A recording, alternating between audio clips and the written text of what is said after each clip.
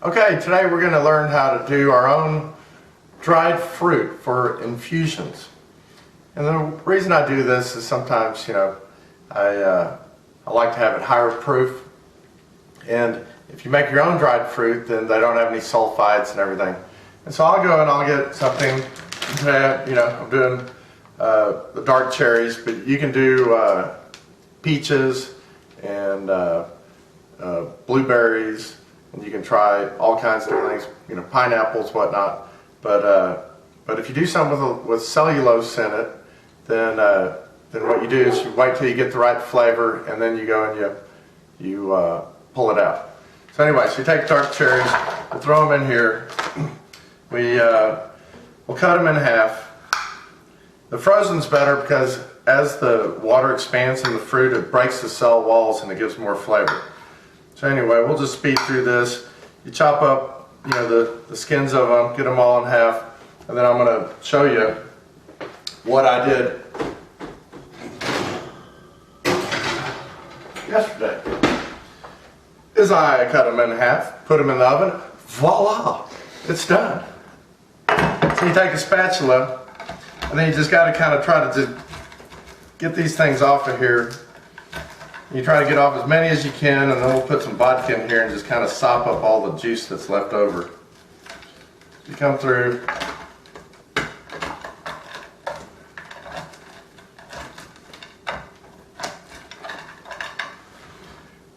And then we'll take these. You can stick them in an infusion jar, but if you don't have an infusion jar, you can just take them and stick them down the neck of a bottle of Tito's. Alright, so I've just kind of taken them off the Pyrex dish here. Take this half gallon, just pull off this pour spout, but you keep that for later. You'll just take them and just put them in. Of course. In an infusion jar, you just jam them in the top. So then, after we got all the cherries in here,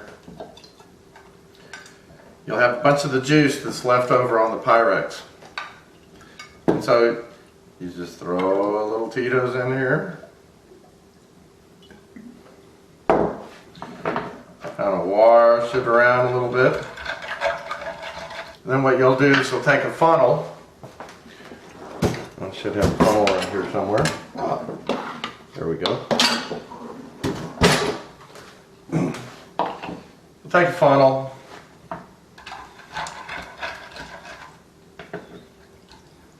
It's got to sit for a second. I'll let these things go waiting to film this thing. Then you'll just take a funnel and you'll just go and you'll pour it back in like that. And you can see that it's already starting to change colors.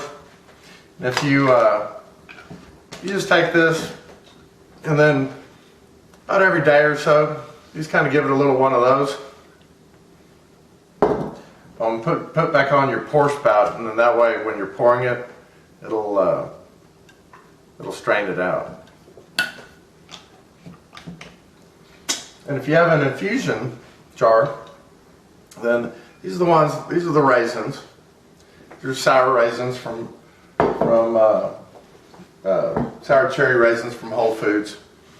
Then this is, and you can see on these cherries, I left the cherries in there. So they're still going. This one's probably been going for about 4 months now.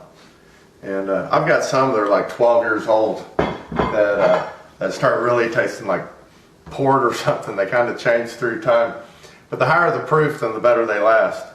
So anyway, that's it. That's kind of how you make your own, black cherry infused. You can do it with all kinds of frozen fruits. Do it one more time.